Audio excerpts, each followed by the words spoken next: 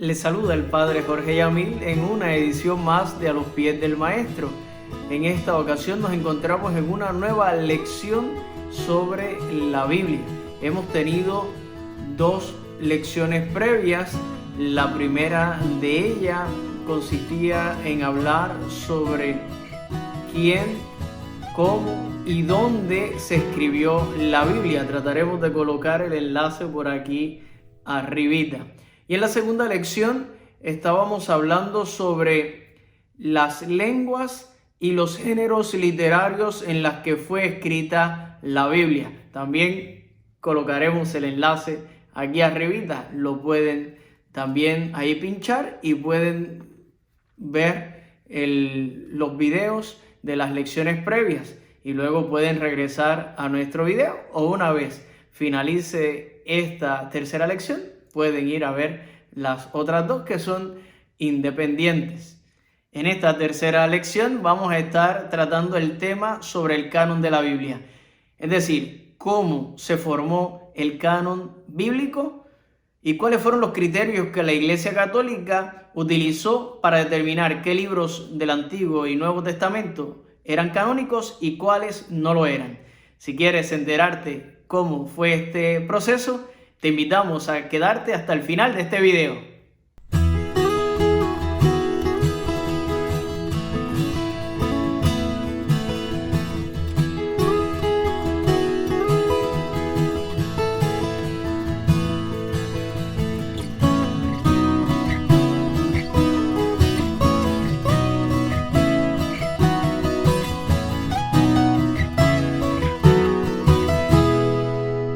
Tenemos que comenzar definiendo la palabra canon. Canon viene del griego, que significa caña recta que sirve para mantener derecha una cosa. Para nosotros el canon es como una regla de fe para determinar si una cosa es verdadera o es falsa. Es igual a la medida, a la norma, a la regla que nos orienta en una cosa.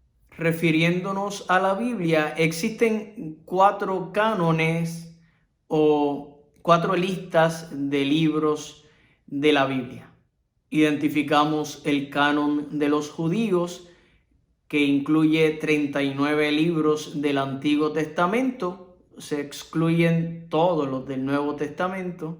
Tenemos en segundo lugar el canon protestante, que incluye 39 libros del Antiguo Testamento y 27 del Nuevo Testamento, para un total de 66 libros. También contamos con el canon católico, que consiste en 46 libros del Antiguo Testamento, porque a diferencia de los judíos y del canon protestante, se incluyen los 7 libros deuterocanónicos, que si les interesa nos pueden dejar comentarios y en una futura lección podríamos tratar en qué consisten los libros deuterocanónicos. Y el canon católico incluye los 27 libros del Nuevo Testamento, para un total de 73 libros. También contamos con el canon ortodoxo, que es similar al canon católico, de 73 libros. Estos 73 libros de la Biblia católica ha sido fruto de un discernimiento de la misma Iglesia por siglos, que se dedicó a identificar cuáles libros eran inspirados por Dios y cuáles no. La Iglesia no inventa los libros sagrados, solamente dice cuáles han sido inspirados por Dios. Es decir, atestigua que ese libro que ya existe es inspirado por el Espíritu Santo. Existen 2 razones por qué la Iglesia puede hacer este discernimiento. En primer lugar, porque es ella quien ha conservado y ha puesto por escrito la predicación, las obras y la doctrina de Jesucristo predicada por los mismos apóstoles. Y en segundo lugar, porque fue a Pedro y a los apóstoles y a sus sucesores a quien el Señor entregó las llaves Por lo tanto, le corresponde a ella hacer este discernimiento. La Iglesia no causa la inspiración, sino que la reconoce al presentar un libro como canónico. Ahora sí, creo que estamos en capacidad para continuar con la segunda parte de esta lección. Nos vamos a preguntar cuándo fue establecido el canon de la Biblia. Y tenemos que comenzar diciendo que desde los primeros inicios del cristianismo, la Iglesia consideraba unos libros canónicos o inspirados y otros ya los rechazaba. Esos son los llamados apócrifos, que también podríamos dedicar una futura lección a definirlos y hablar un poco más acerca de los libros apócrifos. Si les interesa, igualmente nos pueden dejar comentarios al final del video. La primera vez que se utilizó la palabra canónico fue en el concilio de la Odisea de Frigia en el año 360. Y las primeras decisiones de la Iglesia sobre el canon de la Biblia se dieron en el concilio de Hipona de África. Hipona es la ciudad natal de San Agustín, para el año 393. Es decir, estamos a finales del siglo IV. Y la última definición del canon de la Biblia se dio en el Concilio de Trento, en el contexto de toda la Reforma protestante, donde la Iglesia definió para el año 1546, a mediados del siglo XVI, el canon de la Biblia.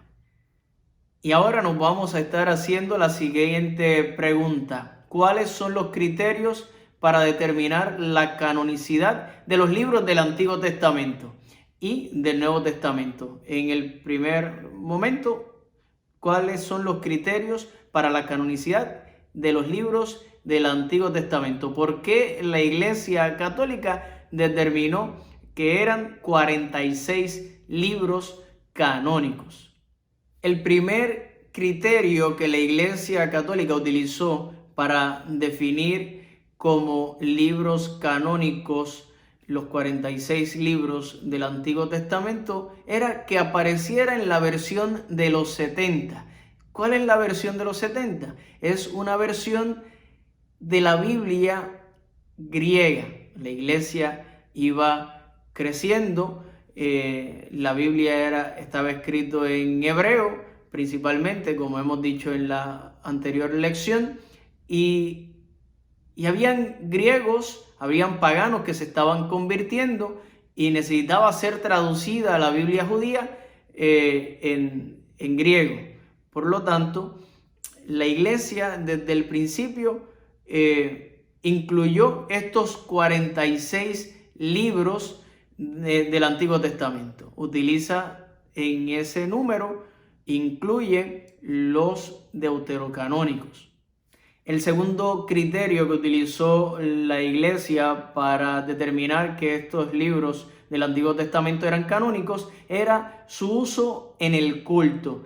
Es decir, en la Iglesia primitiva, sobre todo en la liturgia dominical, ya se iban incluyendo los libros del Antiguo Testamento, la Biblia judía sobre todo. Por lo tanto, es un reconocimiento implícito de que estos libros son canónicos. Y el tercer criterio que se utilizó fue su utilización en el Nuevo Testamento. Es decir, que estos libros del Antiguo Testamento estaban citados o de alguna manera estaban implícitos, inspiraron de alguna manera los textos del Nuevo Testamento. Repasamos los tres criterios para la canonicidad de los libros del Antiguo Testamento.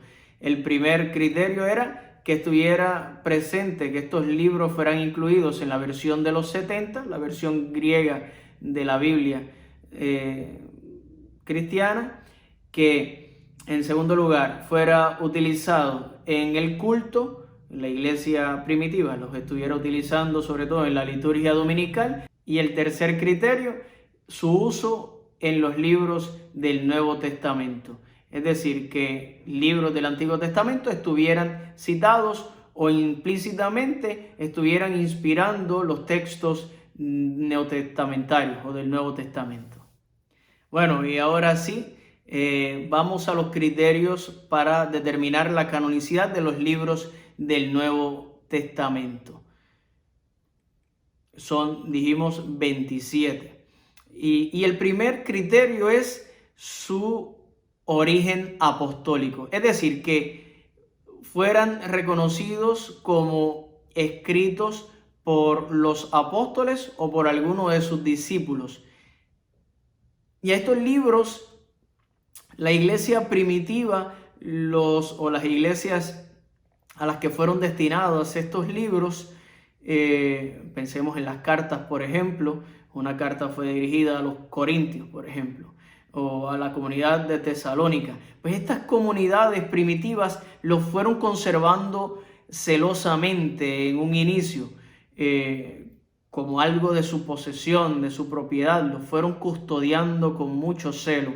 Y luego de la segunda mitad del primer siglo, lo fueron compartiendo con las otras comunidades. Así lo fueron intercambiando y así se fueron introduciendo en las liturgias y en el culto de las otras iglesias hermanas. De esta manera, poco a poco, el canon que llamamos vivo se fue consolidando o convirtiendo en canon escrito.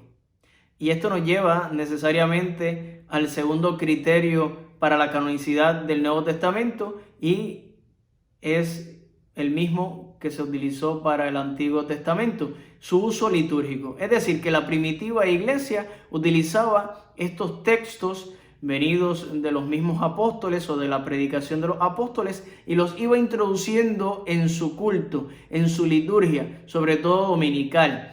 Por lo tanto, estos libros que la iglesia utilizaba en su liturgia y desde un principio los reconoció como tal, se entienden como canónicos. El tercer criterio para la canonicidad del Nuevo Testamento es la coherencia, es decir, que el contenido, lo que presenta este libro, es coherente, es decir, guarda relación con todas las Sagradas Escrituras. El cuarto criterio es la ortodoxia.